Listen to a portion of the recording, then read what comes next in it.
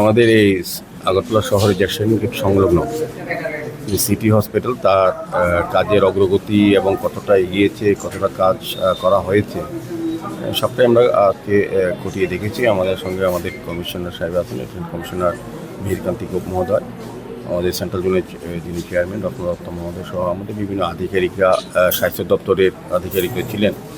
মূলত আমরা কিছুদিনের মধ্যেই মাননীয় মুখ্যমন্ত্রী প্রফেসর ডক্টর মানিকের হাত ধরে আনুষ্ঠানিকভাবে এই হসপিটালটা উদ্বোধন করতে যাচ্ছি।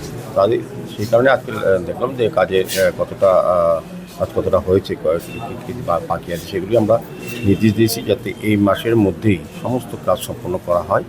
তো আমরা মাননীয় মুখ্যমন্ত্রীর সঙ্গে কথা বলে তারপর সময় ডেট ঠিক করে আমরা আনুষ্ঠানিকভাবে এটা উদ্বোধন করবো। তো আমি বলবো যে এটা এই রাজ্যে প্রথম আগরতলা পৌর নিগম পরিচালিত একটা হসপিটাল হচ্ছে, যেটা অত্যাধুনিক হসপিটাল বলবো, যে এটার মধ্যে সমস্ত ব্যবস্থাপনা আছে, ওটি আছে, আপনার ওপিডি আছে, বিভিন্ন ব্যবস্থাপনা যা যা বড় বড় হসপিটালে বাইরে, রাজ্যের বাইরেও যেরকম হসপিটাল থাকে আধুনিক ব্যবস্থা একদম সবটাই এখানে আছে। এবং এটা পেপারলেস হসপিটাল এই রাজ্যে প্রথম আমি বলবো যে হচ্ছে, এবং আধুনিক খুব একদম বিজ্ঞানসম্মতভাবে আধুনিক হসপিটালটা হচ্ছে।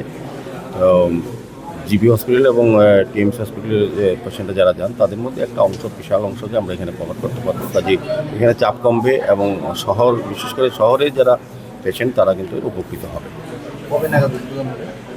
আমরা দেখছি আমরা পরবর্তী সময় 20 তারিখে আমরা ভিজিট করব, তারপর সমস্ত কাজের অগ্রগতি দেখে তারপর মাননীয় মুখ্যমন্ত্রীর সঙ্গে কথা বলবো। উনি যেটা দেবেন সেভাবেই আমরা ব্যবস্থা করব।